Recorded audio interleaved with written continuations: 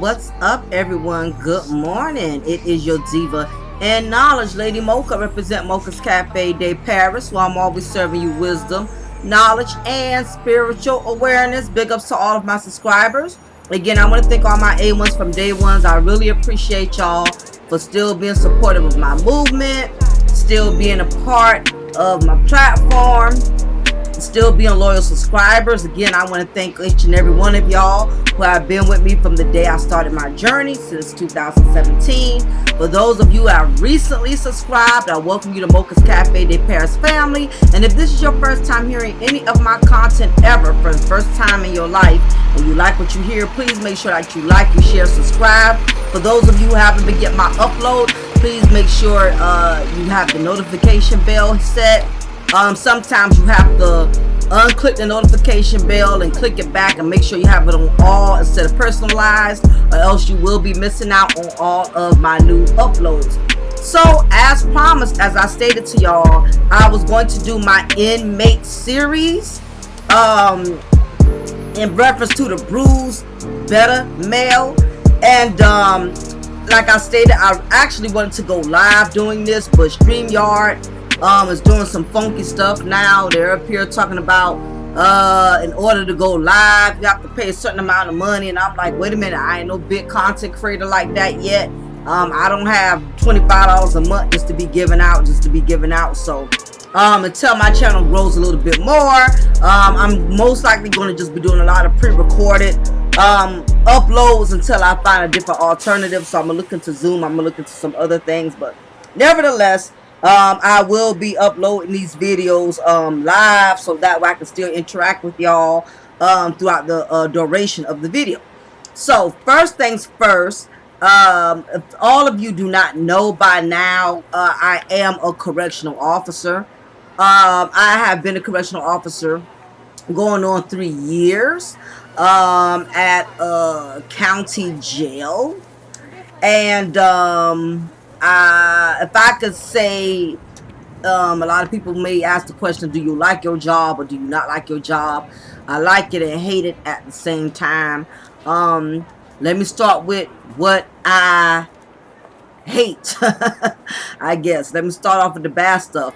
What I don't like about being a correctional officer is the fact that you work 12 hours, and in some cases you work 16. In many cases you're going to work 16 because the jails are always short-staffed. There's going to always be more inmates than there are officers. You will always be outnumbered due to the fact that there are constant turnovers. You know, people consistently quitting. They cannot deal with the excessive overtime. They cannot deal with the fact that plenty of days you think you're going to go home at 12 o'clock and somebody may decide to call in, or somebody may decide they need to leave early, so that means you have to stay. Somebody has to be present at all times. These wings got to be covered. These jails got to be covered. They need bodies at all times. So that's one of the biggest disadvantages of being a correctional officer, is that you do not get to always go home on time. Now, I've been really lucky lately. I keep dodging a bullet, and it's by the grace of God, because I've been moved in units where the overtime is not excessively bad, but other officers haven't been getting out lucky. Like, we have certain units in which the whole damn watch is just sorry as hell. It's always calling out, always coming in late. Y'all, no call, no show. You know, I've been fortunate where I've been in some decent units, but there's been times when I haven't been fortunate, and I will have to stay over excessively. You know, only good part is, I guess, I don't stay that far away from my job, so I can get home within 10 minutes. Like other officers who have to do 16 hours, and then it takes them 30 to 45 minutes to get home, and maybe a little bit more rough on them. So I say that's another thing I don't like, the excessive overtime. Other things I don't like is that sometimes you can be overwhelmed. There's a lot that goes on. especially throughout the day shift. Day shift is way more that's expected out of you. You have to deal with visitation, commissary. It's just way more that happens during day shift. Me personally, I like night shift better. I'm a better correctional officer at night due to the fact that there's not that many inmates that are out, because they only night shift officers, you only have to deal with inmates for like an hour and 30 minutes and they lock down, and the rest of your shift is smooth sailing. Nobody's out the cell, they sleeping, you know, you ain't got to deal with them till in the morning, 5 in the morning, when you get ready to prep for child and pill call. So I love night shift. I'm supposed to be going back to night shift when I go back to work at the end of the month, and I'm so looking forward to it, because day shift was wearing me out. Don't get me wrong, I can do day shift. Now day shift, the only good thing is your time goes by so freaking fast, because it's so much stuff you doing. You get what I'm saying? The temperament with the inmates is different. They're a little bit more hyper during the daytime. Nighttime, they're a little bit more calmer. So there's more that happens like the day shift. There's more fights. You know, there's more activity, of course. There's more inmate movement during day shift. But some people would prefer day shift because it goes by hella fast. You know, now night shift, don't get me wrong, it's cool, calm, collective, laid back. But after 3 o'clock, it starts dragging. I mean, it takes forever for that 5 o'clock to get there. So I would say those are some of the things I don't like. And then, of course, you have the unruly, ignorant, perverted inmates, you know, that will try you. But I look at it like any other job. It's no different than working at McDonald's. You're going to have a customer that's going to try you. It's no different, you know, than being the mailman. You know, you're going to have certain customers that's going to try you. You know what I mean? It's just like any other job when you're dealing with people. There's going to be people that can be out of pocket. But at the same time, a lot of what you go through as an officer, it really depends on your attitude. It depends on how you carry your weight. You throw your weight around. You figure because you're an officer, you think you're above everyone, and you let the inmates think that you're above them. You know, you can bring a lot of heat, a lot of unnecessary heat to yourself that could be avoided if only you just, you know what I'm saying, humble yourself, do your job, lay down your rules and your regulations, and talk to these individuals like they are grown men or grown women. Then most of the time you're not gonna have too many problems. And I would say I'm fortunate. I've never been one. I don't have a lot of confrontation with inmates. I just refuse to argue with them. I see you ignorant, and I see, you know, you're unreasonable. I'm just not gonna F with you. Period, point blank. So what I do like, and before I get ready to go to the story, what I do like about being a correctional officer, the pay. This is the most highest paying job I have ever had in my life. Okay, I'm darn near almost at 20 an hour. You get what I'm saying? So that may not be a lot of money for some of y'all, but it is for me. I come from the jobs I come from, I'm used to making 12, 13 the most. So the pay for me is phenomenal. And when you work overtime, the pay is triple. It's way more when you work overtime. You can get anywhere from I think for overtime now it's probably $28, $27. Yeah, $27, $28. So the overtime, as the saying goes, there's money to be made when it comes to the county jail. There's money to be made. They're always short-staffed, so if you know you got vacation or something coming up, you want to work more hours, you can. You got Christmas coming up, you can. They always need bodies. That's one of them jobs you will always get overtime if you need it. Okay? Even if you don't want it, you're going to get it anyway. And I would say that's the good thing. You know, if you're fortunate you don't have little kids, all your kids are grown, or if you do have kids but you have a solid family support system, you can make good money. So that's one of the advantages. You know, it's money to be made. It's money to be made.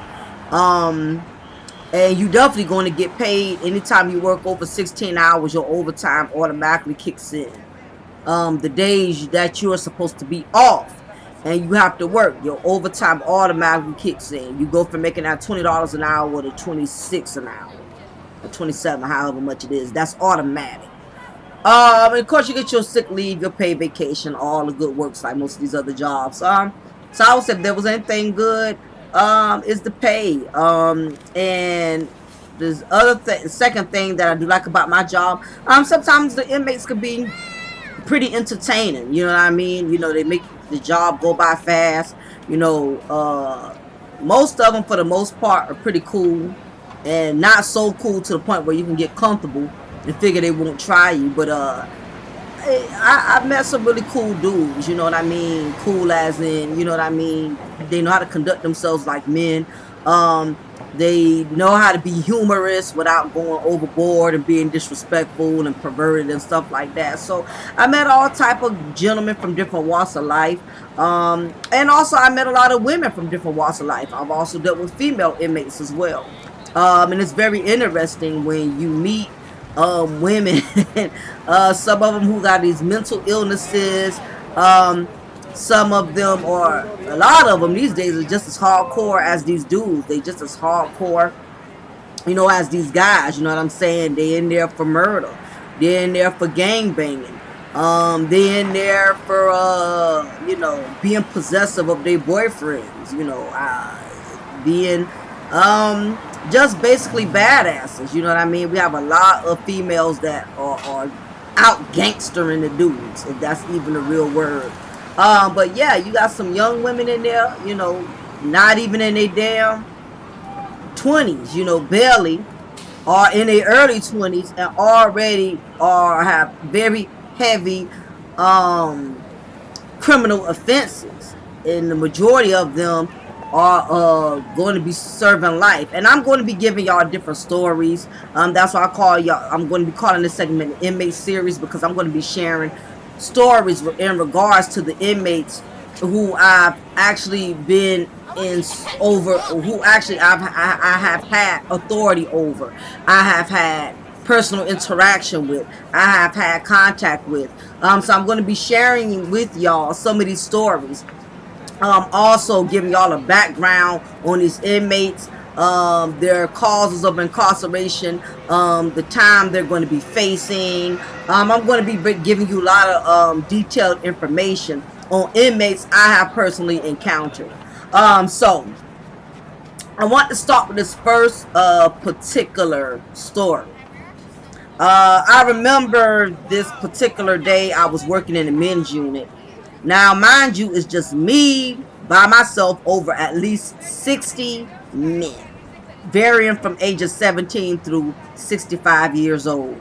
This particular day, the inmates were out having their rec time. During their rec time, that's usually when they exercise, they shoot hoops, they call their families, they play cards.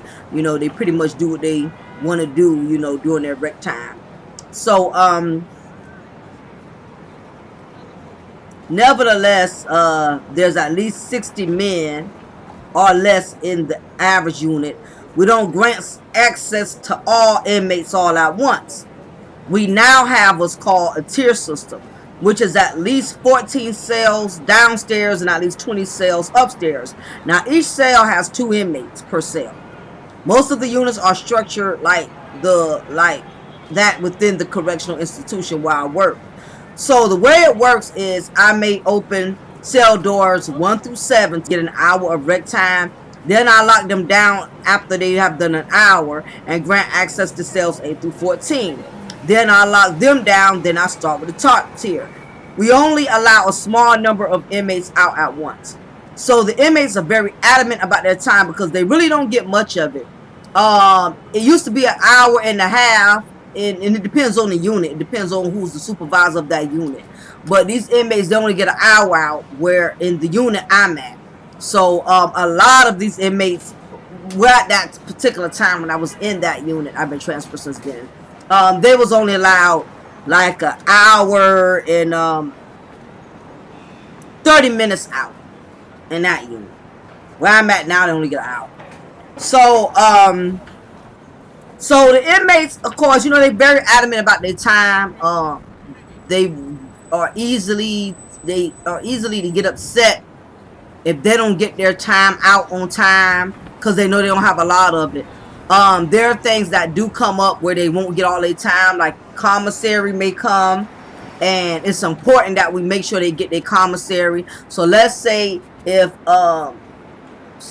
inmates 1 through 7 is 9 o'clock and they get their time out and they got locked down at 10 o'clock. If commissary comes in around 9:15 or whatever, guess what? They got to lock back down. They have to lock back down. And if commissary isn't done until 10:30, then guess what? The next group who comes out, they lose 30 minutes. Okay? Very strict, straightforward. We do not make up time. Because you lost 30 minutes, we don't give you that back. Y'all know commissary is a necessity. Now, what we could do is not allow commissary so you can get all your time, but you know they're going to want that commissary. They're going to want their honey buns. They're going to want their potato chips, sodas, whatever. So, most of the inmates are already aware of the program and how it goes. They know that if commissary or pill call or child comes in, it don't matter if you're on the phone with your baby mama. It don't matter if you're talking to your grandmama. It don't matter. You got to lock it down so we can take care of these. So that way we can make sure these inmates are given what they're supposed to have, basically. So if you're out doing your rec time and pill call comes, guess what? You got to lock down.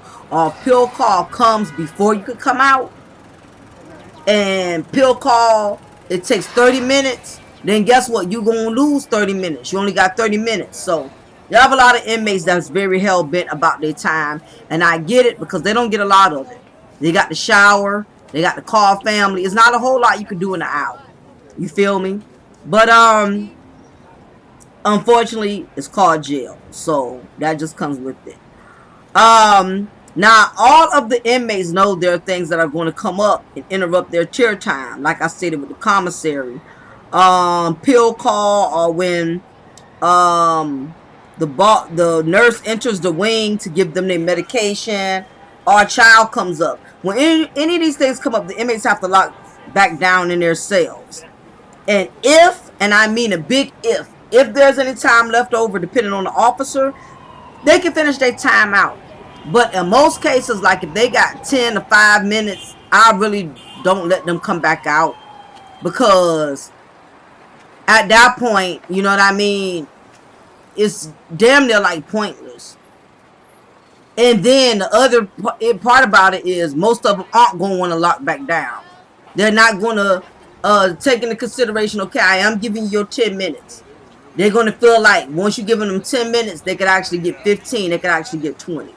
So it's just best, you know, for the most part, if you know they only got like 5 minutes or 10 minutes or less, or really like 5 minutes, it's just best to not even, they just gonna have to take an L on that, you know what I mean? Because then you got to wrestle with making sure they lock back down on time, and then on top of that, it's gonna make the next group late, and then you got to hear them bitch and moan, you know. So it is what it is. That's why they call it jail. Most of the time they're just asked out unless their group comes out again that evening, because each group rotates. So anyway, there was an inmate at my facility by the name of Mr. Paget. Mr. Paget, this particular day, Mr. Paget is not happy that he has to lock down, of course, because he knows the chances of him getting access is most likely not going to happen again until the next day. Like, for instance, you may have Group A, they came out first that morning from 9 to 10, then Group B from 10 to 11, then Group C from 11 to 12. Usually during the daytime, every group comes out. Whoever comes out at night is the first group that came out that morning. So if Group A was out that morning, they'll get to come out again that night around 10 o'clock. So most of the time, if I have to make an inmate lockdown and I know they're coming back out at nighttime and they try to give me that story, well, I done lost my time, this and that, bruh, sir, you get access again tonight. So whatever phone calls you wasn't able to get in, or you wasn't able to get a shower, you can get that tonight because your group comes back out. And then the same thing happens the next day. Group B will come out first, and if they come out first, they get access that night.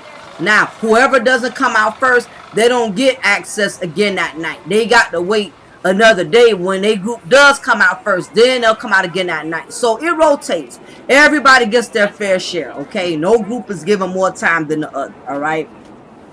So, while I'm doing my security checks, I notice Mr. Paget is anxiously trying to get my attention every time I pass by his cell. Now, this day they had 15 minutes from their hour to use their time. 15 minutes because there was pill call. I can't remember what it was, but all of those things are priority. When it comes to pill call, they have to have their medicine. When it comes to child, we have to make sure they get their food. So it's served at warm room, hot room temperature, whatever. So this was just one of them days something came up and they only have 15 minutes to shower, make calls, play cards. Whatever they could do, they only have 15 minutes to do it. So as I'm walking by, he goes, CO. He says it in a low-key, passive-aggressive voice. I replied, yes, sir. How can I help you? Man, we done lost a whole hour waiting on them to finish with pill call. We can't get the rest of our time back.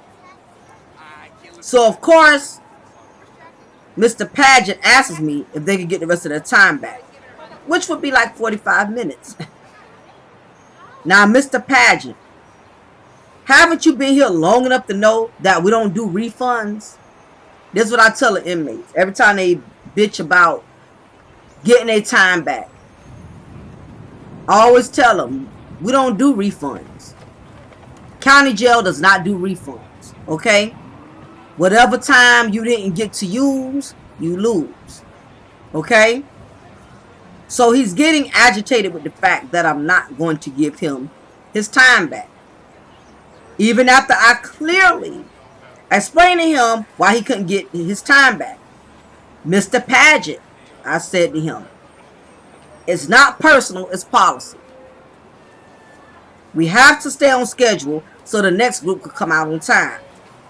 So even after I explained this to him, his reply was, officer, so-and-so. You know, he calls me by my last name. I think you playing me. At this point, I say I can't get this dude to comprehend. So I say, well, you know what? I see you're not listening, and I refuse to go back and forth with you. So I will continue with my security checks. And I left his ass right there. And I continued on to do my job. I didn't have time to keep debating with him because the bottom line was his manipulation was not going to convince me to change my mind. So sometimes, something to me just didn't sit well with me about him. In most cases, it's always like that because they are inmates. And inmates can't be trusted. But this inmate had a cool, calm, and collective demeanor. And it was very eerie to me. So I decided to look up his charges in my database. And this is what I found. Mr. Paget's charges was murder, felony murder, and aggravated assault. And I thought to myself, well, damn. What the fuck did he do? I knew he killed someone, obviously, but I wanted more details. So after I got off from work, I Googled him, and what do you know? A new article comes up with his name in it titled, Port Wentworth Man Indicted for Murder and Woman's Strangling. Okay, so I looked up the news article in reference to Mr. Paget. And when I say I was definitely dismayed at the information that I found out on him, it definitely made sense to me why I felt a little eerie with Mr. Paget's demeanor. Now, I will first start off by stating this, okay? The information that I'm getting ready to disclose concerning this inmate, it is nothing personal. It is nothing that is from the database that my jail or my correctional facility uses. This is public information that I am sharing in regards to this inmate. This is public information that anybody can get. I'm using the sources from the news articles, from the Georgia Department of Corrections, where anyone can go to the website and pull up an inmate's record. So before anybody comes at me and say, oh, you're an officer, why are you disclosing personal information, why are you disclosing his criminal charges, that's a HIPAA violation. No, it is not, because all of the resources that I'm getting my references from are from public websites. Okay, so I am not disclosing anything personal about this inmate. I'm not telling you his address or anything that you cannot already go find yourself. You know what I mean? So I just want to make that clear, that I'm not violating the rights of this inmate or any future inmates that I plan on discussing for that matter. Okay, because always somebody who wants to be so goddamn politically correct. Well, why are you up here disclosing this man's information? Can't you lose your job because you're violating this man's confidential information? I've had people who want to defend inmates who are in there for very serious criminal offenses, such as child molestation, rape, aggravated assault, but yet you have people who want to tell you what you can disclose and what you can't disclose. So I have a right to disclose this public information because it's already public. It's for my own educational and entertainment purposes only. But if it's going to make you feel some type of way, or you feel like I'm sharing information that should not be shared, then you are welcome, to stop this video. You don't have to proceed and view anything else if you feel that I am violating another person's rights, which I know I am not, because again, all of the information I'm giving you is already public information. You can easily find it yourself or whatever. So anything that's on the internet these days is not private. It's just not.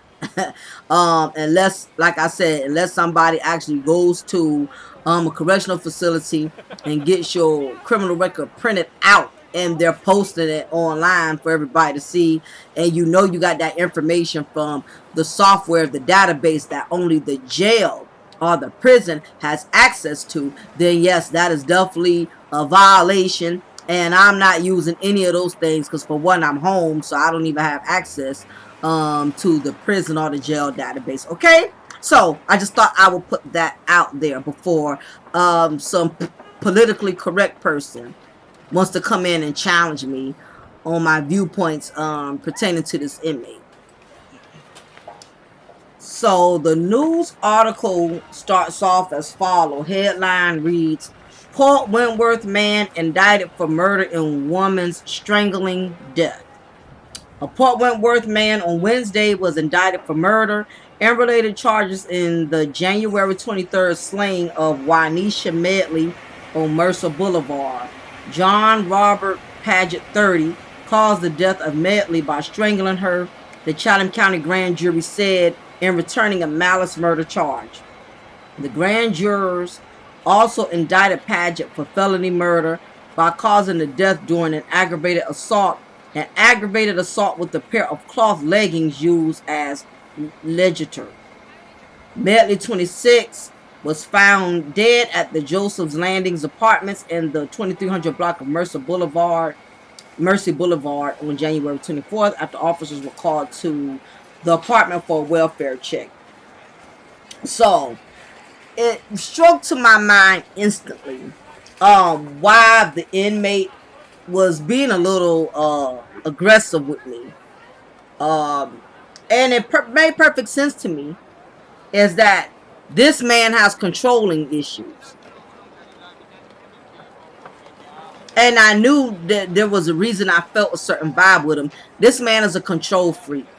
He's used to controlling women. And as a female officer, you're going to experience that a lot. because the majority of men that you're going to be in contact with are men that are in there for physically fighting women. They have domestic violence charges. So basically, the majority of men that you encounter are going to be men who aren't going to like taking authority from you just based on the fact that you're a female. And they're used to having women in a controlled environment in which they can regulate that woman and pretty much tell her what she can and can't do, tell her where and when she can't go. And that's the reason why Mr. Paget had an issue with me when I was telling him that I was not going to accommodate him by allowing him to make up time that was lost. So that's what made him feel some type of way. So basically, this gentleman, this individual, already doesn't like taking authority from women. So I further went into doing some more research from him. Mr. Paget was just not your regular bum, thug, scrub dude. He's what most of these guys in the manosphere or in the black YouTube sector would consider a high value man. Because he's a gym instructor. He has a very nice physique. He's not a bad looking guy. I think even the average woman will find him attractive. He's just not the type of guy that would look like someone who would actually commit a crime so heinous. Would commit a crime to that extreme, to the level of that extreme. But this is the reason why I always preach to men and women that looks aren't everything. You cannot think because somebody looks a certain way, because they make a certain amount of money or they have a certain type of profession, that they aren't capable of doing some low value bullshit. It doesn't matter how high value they look. So Mr. Paget is a gym fitness instructor. He lives in a very nice neighborhood. Has a very beautiful home. As I stated, he's not somebody you would consider a scrub. He's not, living in the streets or living with women. He's well established. He makes good money. He's very self-sufficient. But underneath all of that is a dysfunctional, bruised, beta male that could not handle the fact that he was dealing with a woman who no longer wanted to take any bullshit off of him. He was dealing with a woman that finally put a foot down and stated that I'm not going to let you run me. I'm not going to let you regulate me. I'm no longer going to allow you to control me and tell me what I can't and can't do. And it made him feel some type of way. Evidently, the fact that he was losing control over someone who he was used to controlling and used to regulating. And once that control was taken away from him, he could not handle it. And this is the reason why I wish more male content creators would speak on things like this, because we as black women, we encounter these type of men all the time. Men who are controlling, men who have beta male syndrome, meaning they got low self-esteem. They can't handle a woman rejecting them. They can't handle a woman that's not going to sit there and just take anything and allow man to control them. I wish more male content creators would speak to these type of men and make them understand that just because you cannot regulate a woman and get her to do what you want her to do, it does not mean you have to still take control of the situation. That you're going to show her that I am going to run you. You're going to do what I say do. And the moment that you can't get her to do what you want her to do, and and you feel that control is lost, as the saying goes, once a person loses control, they get out of control.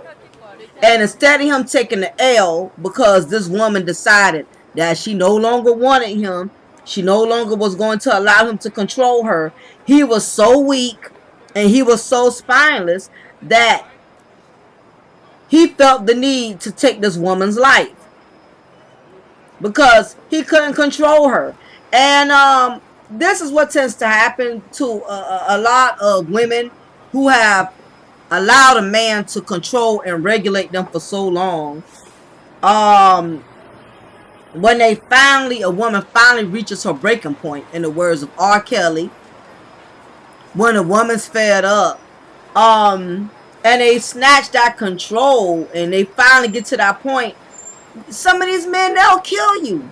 They'll kill you the moment you decide to stand on your own 2 feet and say, you know what, I'm not dealing with this. Yeah, I dealt with it for years because I was young and dumb, or I was so in love with your ass, or in my mind I was hoping you would change, so I stood around and took the bullshit, thinking that in the long run it would pay off, only to find out it's not paying off. It's getting worse. You're more controlling than you ever was before. You're overly dominating. I cannot be myself. I cannot be my own woman.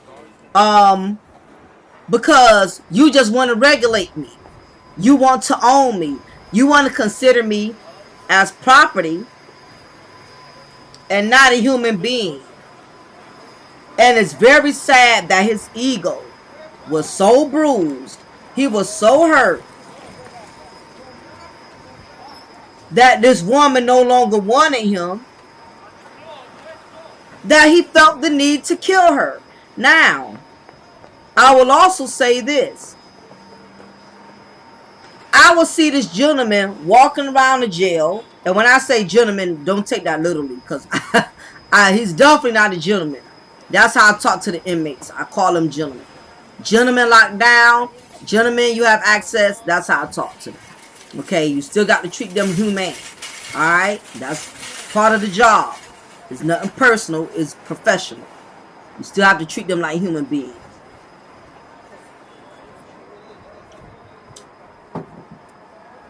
So nevertheless, I see Mr. Paget walking around the jail, and his demeanor to me is very cold. His demeanor is unremorseful, if that's even a word. You can tell that he has no compassion, no remorse for what he has done.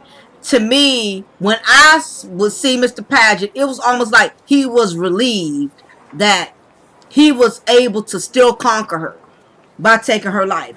And you have some men that are like this. You have some men that are more just as weak as the black women they complain about. You got some men that are just as spineless, if not more. You have men who cannot handle the rejection of women. They can't handle it. The moment a man has to face reality that you cannot control this woman anymore, even though she may have allowed you to control her for 3-4 years, she's finally reached her breaking point. And that's one of the dangerous situations a woman could put herself in. The moment you see a man trying to control you and regulate you, it's better to leave that situation the moment it happens.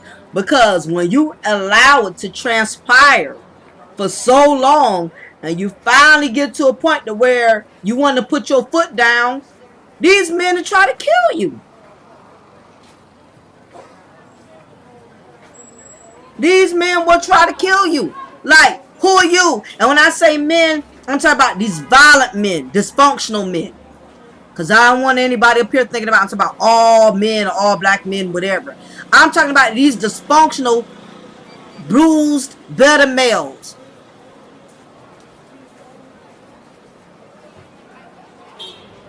These ego-emotional dudes. They have the audacity to be egotistical, but then emotional at the same time. You're Mr. Big Man, but Mr. Big Man has a big ego that's so fragile. That's easy to be crushed the moment a woman denies him of anything. He wasn't a man enough he didn't have enough confidence in himself to say, you know what, even though, you know, she may not be feeling me, or she may not want to be with me anymore, I'm not going to allow it to make me feel less of a man. I'm going to just move on with my life. I'm going to do better. I'm going to get somebody better. I'm not going to let her think that she's the best that I could do. That's what a real man would do. Real man ain't about to sit up here and jeopardize his safety. I mean, jeopardize his freedom, jeopardize his career, everything he has going for himself. As hard as it is being a black man in America, like it's hard being a black woman in America, you be blessed with a lot of opportunities, and you allow your crushed or your bruised ego to get the best of you, to where you're willing to jeopardize all of that. Now, I looked up some information on this young lady, so I can find out a little bit more about her. And I definitely would say she's a very beautiful woman. Very beautiful woman. She comes from a well nurturing family. You can tell just by the way she carries herself. Looking through her Facebook, you can see she had a lot of support, a lot of love, a lot of people who cared about her. She had a lot of positive things going for her. Basically, she was starting her own graphic designer business. She was a teacher, a mentor. She had children. She was a mother. She was a sister. She's somebody's friend. I didn't see too many things on her page where she carried herself like a thought. You can tell she's very classy. You can just also tell by the things that she posts that she's a very spiritual type of woman. She posted, you do not have to update your enemies about your victory, they see you.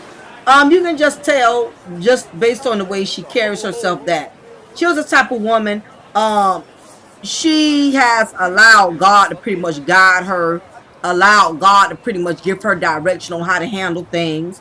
And I think that's a positive thing. Now, this is not to say she was so perfect, and I'm trying to make her look like this shero, like she was such a wonderful person, she didn't do any wrong. But just based on the way she presents herself, you can just tell she just was one of those women who believed in God, who believed in finding a purpose in her life. She just, you could tell, was a humble, spirited woman. Like I said, I don't see anything on her page that would give me red flags like this woman was living a lifestyle in which she would bring something like this upon herself. She also poses, choose to trust God in every area in your life and watch him blow your mind. She took a picture with her mother, her brother. She was very family oriented. You could tell her sisters, her mother, her family really adored her. They really had a lot of love for her. And I think that's an awesome thing. But unfortunately, there was a tragic event that occurred in which she lost her life. This man strangled her to death. And I'm trying to pull up the report to find out what possibly led into the event, into the tragedy of this occurring. Now, I do also see on her Facebook page, she posted, confession. I loose myself from anyone that I have allowed or is assigned by the enemy to be a destiny killer in my life.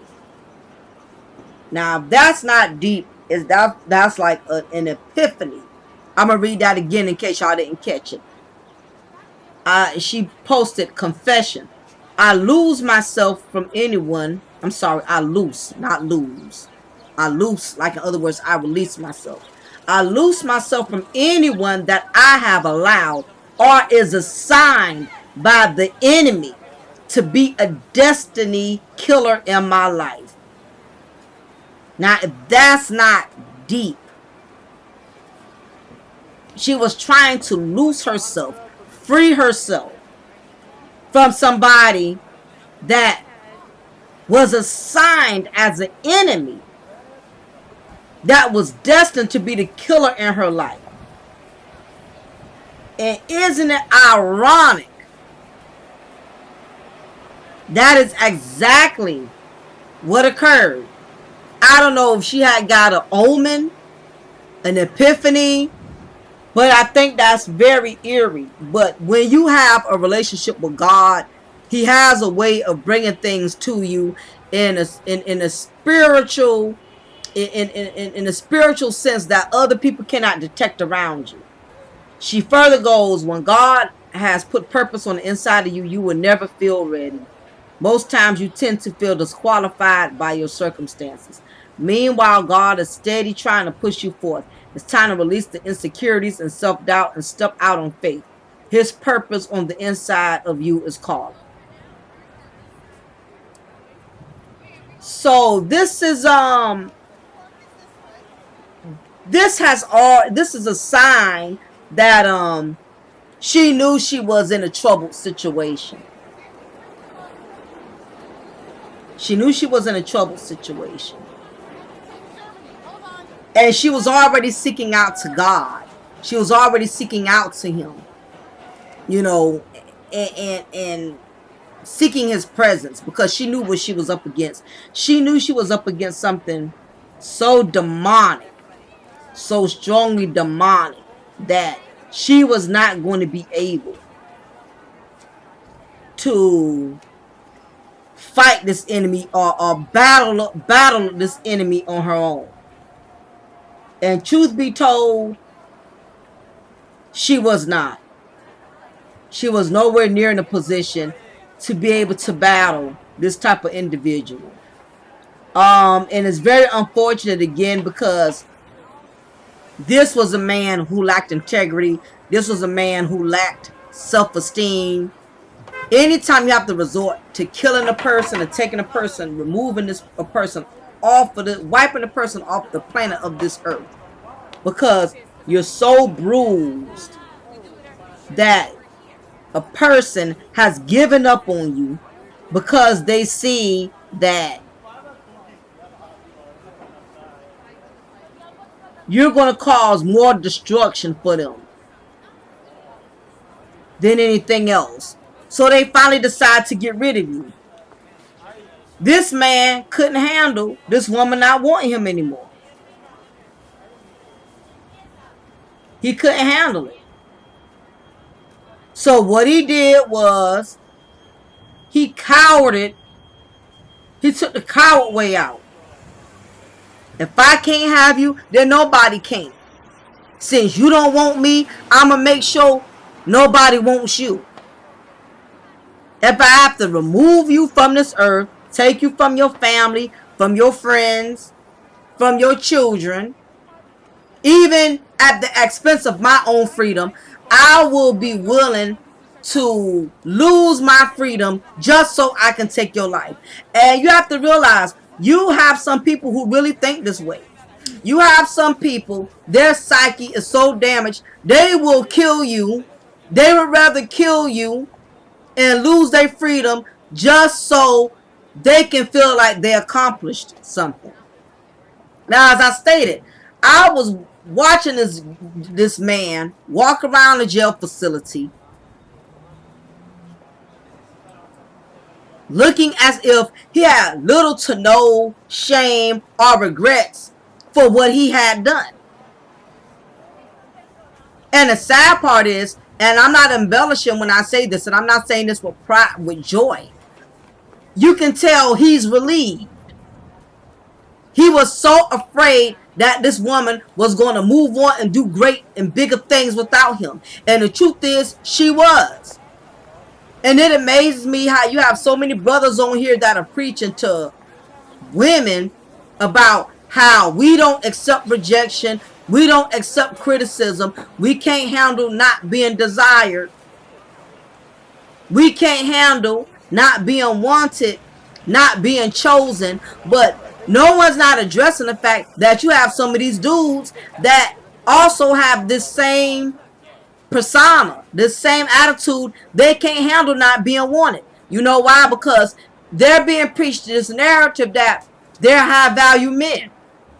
Even those who aren't high value, they're being convinced that they are. So the moment there's a woman who is of substance, who is of value, that denies them or rejects them or no longer will accept, you know, their what they have to offer, then they jump off the deep end. Mr. Paget was a bruised, better male who could not handle the fact that Miss Medley no longer wanted to deal with his toxic behavior. Because, truth be told, I know men, y'all deal with women who have a lot of toxic behavioral issues. I get it. But it's even worse when you have a man that has toxic behavioral issues. Because one thing about it, when a woman has toxic behavioral tendencies, she'll just become overly emotional. But a man that has toxic behavioral tendencies, he becomes physical. Contrary to what many of you may not believe, a lot of these dudes cannot handle rejection. And Mr. Paget is a prime example that he could not handle rejection. He could not handle not being wanted.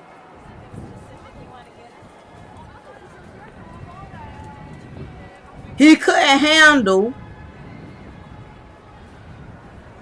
a woman not wanting having anything to do with him, because if he could, he wouldn't have to resort to going to her apartment and strangling her to death with a pair of pantyhose. I mean, a pair of leggings. Now, this was a friend of hers who did a memorial fund. And according to them, they shedded a little light on her as far as what type of person she was. So I'm going to read into that. This fund is being set up in memory of an angel taken away too soon, 𝐜𝐴𝐚'𝐬 Medley. Tragically, she was murdered on January 24, 2017. The suspect in this homicide is her ex-friend. 𝐜𝐴𝐚'𝐬 was unique. She was saving herself and decided this person was not the right one for her and broke off their friendship. As a result of her significant moral standards, somewhat unheard of today, her life was abruptly and violently taken from her closely knit, loving family. According to the detective investigation the case, we anticipate an arrest to be made shortly. 𝐜𝐴𝐚'𝐬 was the embodiment of a beautiful spirit and a dedicated child of God. She lived her life for Christ and impacted the lives of so many people. She was a gifted graphic arts designer with a very bright future.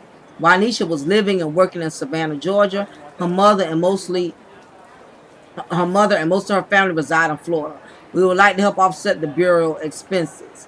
The service will be held in Miami at the church she grew up in. We would also like to generate a benevolence fund for her mother to attend the trial of the criminal who murdered 𝐜𝐴𝐚'𝐬, in order to help her defray costs for the family who have to travel from Florida to Savannah for the trial. Please consider donating in support of the grief-stricken family.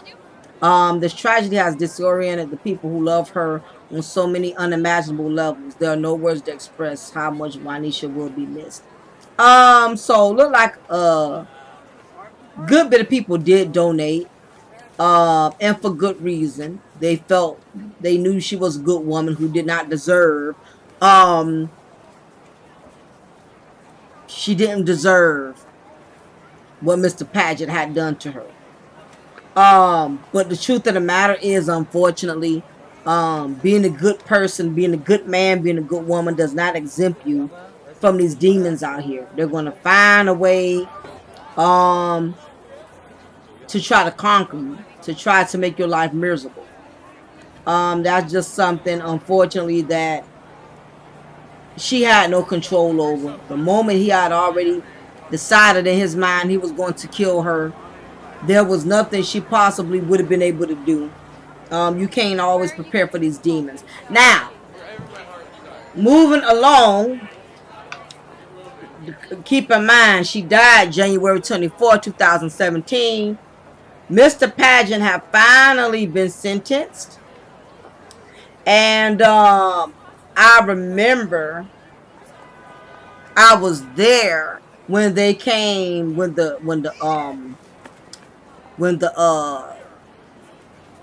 officers entered the wing to finally go ahead and take him to prison. I remember I was there when they came to pick him up. And usually whenever an inmate is being transferred from jail into a prison, they never know the day, they never know the hour, but they know at some point in time they're going to be picked up and transported to prison. So of course it had to been every bit of 3 something in the morning, because most of the time they like to transport these inmates late at night when there's not a lot of body movement.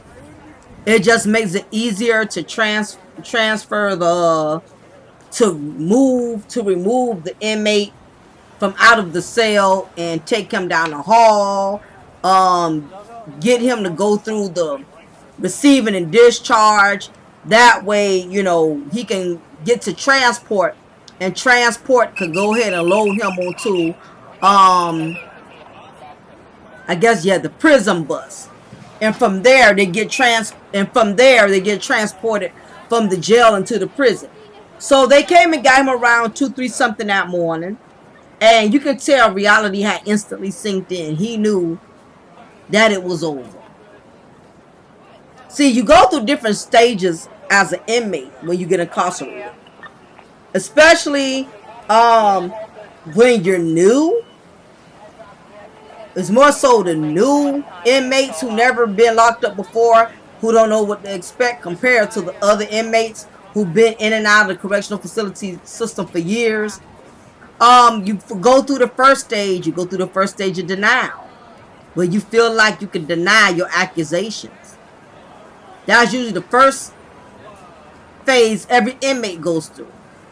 They feel like they can deny, I wasn't there, it didn't happen, I didn't actually do the shooting. They think they already got a program in their mind that they really didn't do what they did. If I had to put a penny in my pocket every time I heard an inmate say, I wasn't there, or I didn't do the shooting, or I didn't know he was going to do that, I knew I was on parole, but I didn't know my friend, you know, had a gun on them. They have 1,000 excuses. That's why jail, to me, JAIL, stands for just another inmate lying. Because that's all they do is lie. They don't know why they got locked up. They didn't do anything. They always just with the wrong person at the wrong place at the wrong time. It's always somebody else's fault. Well, I was just giving him a ride. I just picked him up from a bus stop. You know, when you on paper, probation or parole, you cannot get caught slipping. One mistake and that's all it takes. So, nevertheless, Mr. Pageant, this is what they ended up charging him with. And keep in mind, he did get life with no possibility of parole. So the only way he's leaving out of prison is in a body bag. He got charged for murder January 23rd, 2017. Now, before that, this guy has already displayed that he was very dysfunctional. And he had a lot of underlying issues because in 2015, he was charged with aggravated assault. In 2004, he was charged with criminal interference with government property. 2004, he also around that same time, yeah, that was along with the criminal interference with government property. He also got charged with obstruction of law enforcement officer. He got a second charge of obstruction of law enforcement officer. So evidently it was 2 officers who he obstructed. So he had been in jail before, from 2005 through 2009. So he already did about 5 years before. Got released in 2009, and here it is. He committed this criminal offense in 2017, and his incarceration, he just got incarcerated. June 17th of this month is when he actually got shipped off to prison. Because keep in mind, I work in the jail. In jail, we house most of the offenders until they are shipped off to prison. Okay? And in most cases, most inmates that are going to be there for life, they don't be in a rush to get them, which could be a safety hazard to us as officers, because if an inmate knows they have life in jail, they know there's nothing you can do to them that's going to make them get in any more deep shit that they're already facing. What does the inmate got to lose when they know they have life? What does he or she have to lose? They know they never getting out of jail.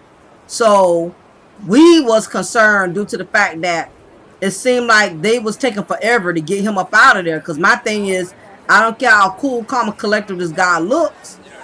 At some point, he can go through what I like to call prison withdrawals and snap. Now, this is what I mean by prison withdrawals. You have a lot of these guys who come up in here acting hardcore, acting gangster. Females too, acting like they can handle the time that's going to be given to them. They act like they can handle it. And then there are those moments when they realize they can't, and they snap. When they see day after day after day, time is going by, and they know they'll never get out of there.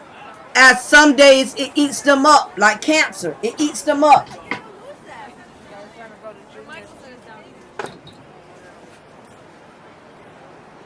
It starts getting to them. Every holiday, every Christmas, every birthday, every time one of their children has a birthday, every time a family member passes away, has a funeral, and they can't go because they're locked up in there, it tends to take a emotional toll on them. And who's better to take it out on than an officer? Because we're the ones within their contact. We're the ones they're in constant interaction with. So it's easy for them to target an officer because there's no one else to target. It's easy for them to take all their frustrations out, on the staff. Because most of the time their family's not out here visiting them. They really have nowhere to go. So, that frustration has to go somewhere. And as an officer, you got to be mindful of that. That's why you have to have strong observation skills as an officer to know that when you have a certain inmate in your unit, especially one like those who try to act low-key, passive, aggressive, the ones like him who try to hide it and be undercover, those are the ones that'll snap on you when you least expect it. So I'm glad that they did get him and sentence him as soon as they could, because I felt like the longer, I'm glad they went ahead and got him as soon as he got sentenced, because I felt like the longer he was there, eventually he was going to become a problem, and it's just very unfortunate that there's a family that has to live with the loss of their loved one forever. all because of a better male who couldn't handle rejection. And like I said, this just wasn't like a scrub thug type of dude. This guy was a fitness instructor. He had a nice home. He had a lot of good things going for him.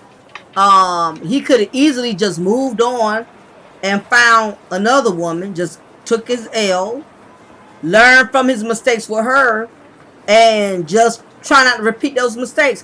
Now, I also heard from other officers that this is not his first time stalking a woman,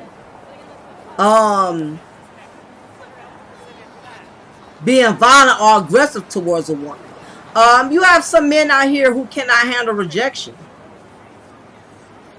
These same ones who try to act like they're so high value, let a woman reject them. Let a woman tell them, I don't love you. I don't want to be with you anymore. They lose it. They literally lose it. They can't handle the little boyishness comes all out of them when they realize they can't have everything they want. And every woman ain't checking for you. Every woman does not desire you. That's why I really wish this high value man narrative would stop being promoted so much, because you got these dudes around here who actually think they're high value. And because a woman rejects them or tells them she doesn't want them because they're being told you're high value because you make a certain amount of money or you have your own home. You can have all of those things. You could be high value but be low value material as far as for a woman. That don't mean you'll be a good husband. That don't mean you'll be a good boyfriend. And the sad part is, if it wouldn't have been Miss Medley's life, he would have took somebody else's life. The man had issues. The man was mental. And I'm not saying mental as in he was incomprehensive about what the hell he was doing. Oh, he knew what he was doing. He knew exactly what he was doing. Oh, if I can't have you, then nobody can. Oh, if you don't want me, I'm going to make sure nobody wants you. You can never tell what a person is thinking. Why you thinking it's just a L that they're going to take and they can accept it? A lot of them can't. Now, when I go on his page,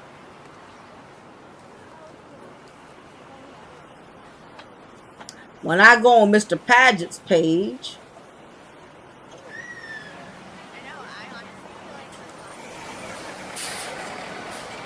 like I stated, he has this picture of himself posted like he's such a confident man.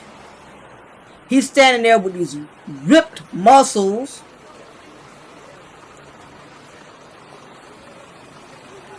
You can tell he had just been working out.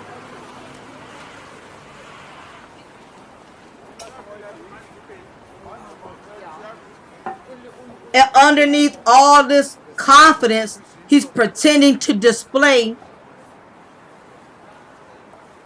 He's the exact opposite of what he's presenting himself to be. That's why I stated in one of my other contents years ago, there's more than one way to be fake. Person ain't got to just be fake by their hair, by their nails, by their eye color, by their toupees or these man weaves or whatever. It's so many ways a person could be fake. And when we hear the word fake, we automatically want to think of physical attributes. But you have a lot of fake personalities, which is way more dangerous than fake eyes, fake nails, fake anything. Because at least you can see that stuff fake. You know fake nails when you see it. You know fake hair. You know fake things when you see it. But how can you detect a person who's faking their personality, like they're a confident person, like they're a cool, calm, and collective person, and underneath all of that is a person that's a damn ticking time bomb? Now I'm looking at his page and I see here there's a female who reaches out to him and says, hey, you're supposed to train me. And he replies back, I just got a lot going on right now. And she says, are you okay? And he replies, hell no. She says, call me if you need to vent. Girl, God was probably sparing you, honey. Good thing he didn't call you to vent. Like I say, he's standing here like he's this high value man. Look at me. I'm buff. I'm a confident man. I'm a high value man. I work out in the gym every day. Every woman wants me because I'm that man. I'm the man.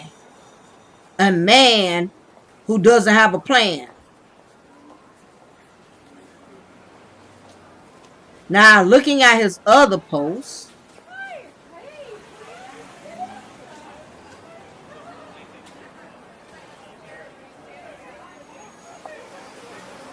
I see, of course, his sister, he got family still wishing him a happy birthday during the duration of his incarceration, because he was locked up in 2019 and his family's posting him happy birthday. Now here it is. He has a video of himself working out, trying to prove his masculinity by hitting the gym, getting big, getting buff, and underneath all of that is an inconfident man who does not feel worthy, who does not feel he can have any more than what he has. And this is the reason why he resorted to killing this woman, because in his mind, he already feels like he's God's gift to women. You can look at all of his photos until he's very arrogant. He's full of himself. And that's the problem. You have men that are so arrogant that feel like a woman shouldn't want them. Just like you have some women who think because a certain man doesn't want them who they really want, and when a man rejects them, oh, he's gay. Oh, he's this or he's that, or, you know, he can't handle a woman like me. Y'all don't think men think like that? Y'all don't think men think like, I'm the shit. Every woman should want me. Every woman should be glad to be with a man like me. You don't think that there's men who think like this? And the moment a woman doesn't give them any play, they ready to bust upside her head or cuss out and call all the bitches and the hoes and the this and the that. This man, you can look at him and tell he had this attitude like a woman is not supposed to reject him and tell him no. Look at how I look. I'm a high value man. I'm a high value man. High value man with low value morals. Like I said, not a bad looking dude. Any woman could have got suckered into him. I said, a lot of these evil ass guys, they know how to finesse these demonic ass dudes.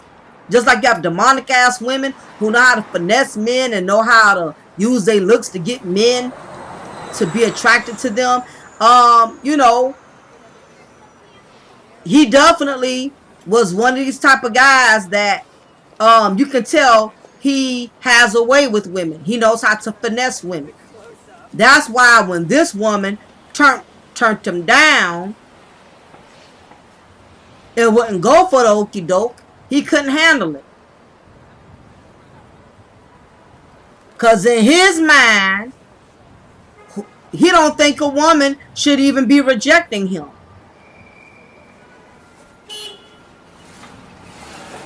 And these are the same dudes who end up getting locked up in jail. And they come into jail thinking they going to regulate the jail. Thinking they going to run the jail. And the Lord knows, don't be a female officer. Because he really think he can regulate you.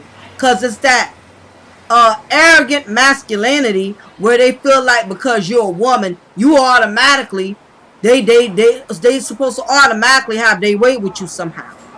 And that is when they meet a female officer like me who lets them know, I don't care how masculine you are. You are in the county jail. You are our property. You don't run nothing. You don't decide anything. You give what we give you. You get what we give you.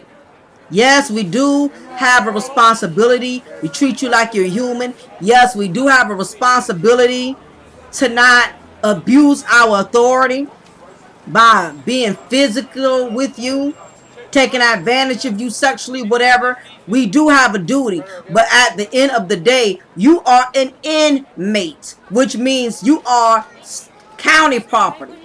And once you go to prison, state prison, you're state property. Or once you go to federal prison, you're federal property.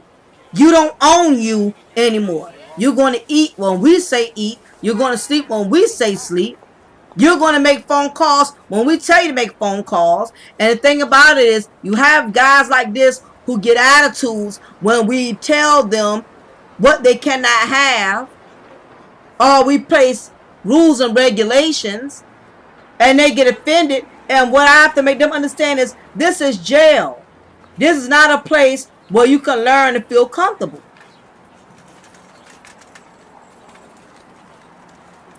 So if you're trying to make yourself comfortable in jail, that means you don't have no intentions on ever leaving it. And this is for the guys who do have a probability to get out of jail.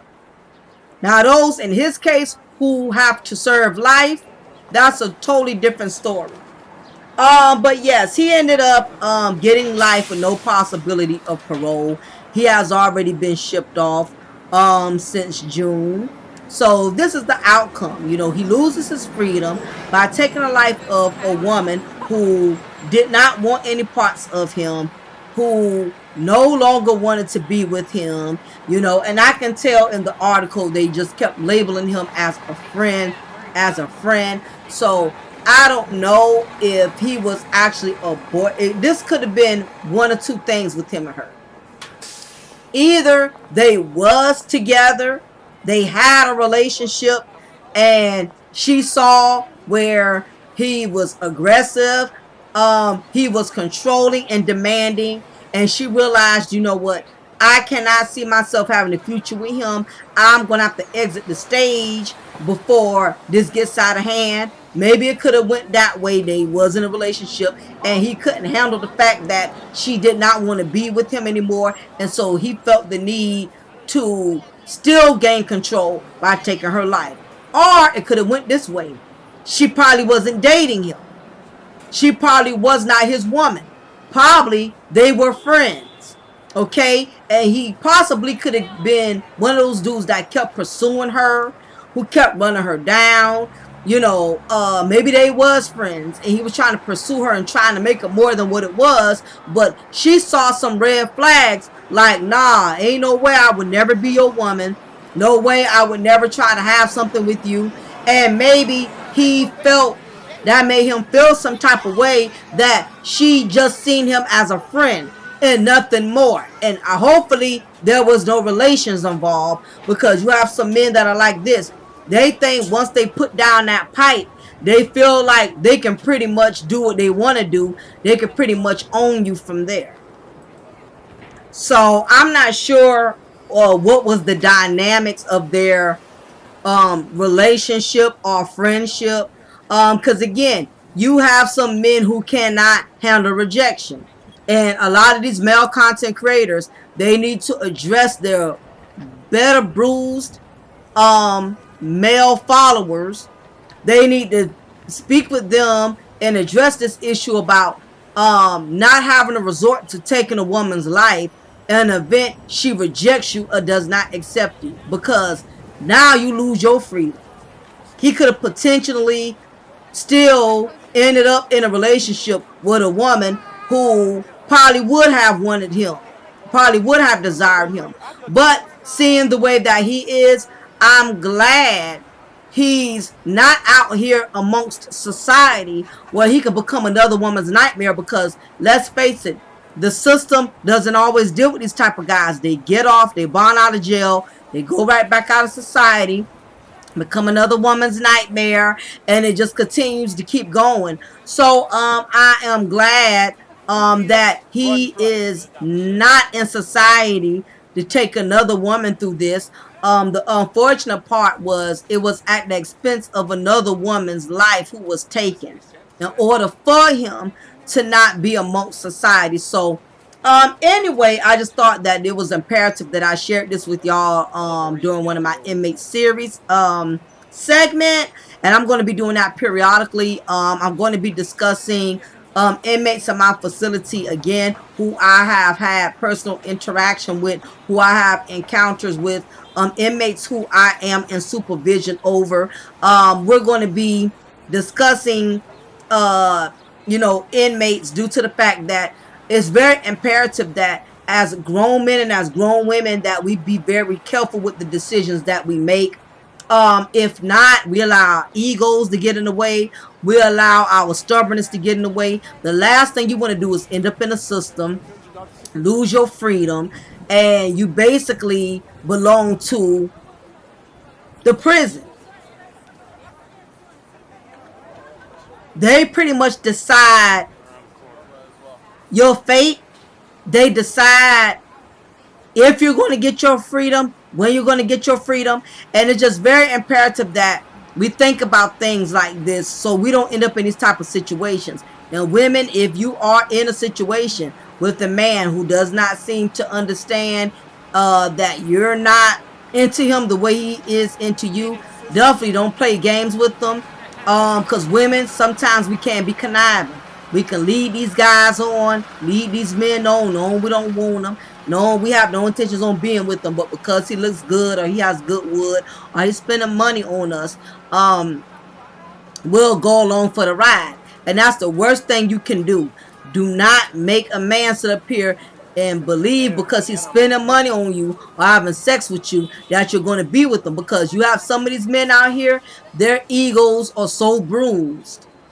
They can't handle rejection.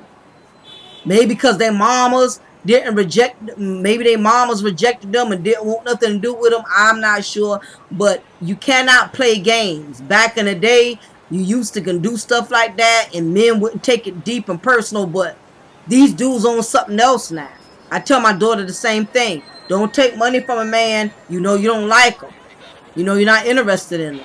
Because he nerdy or he's unattractive. You feel like you could take advantage of him and he's not going to do anything to you because he's so in love with you. But you have some men, they'll kill you just because they are in love with you.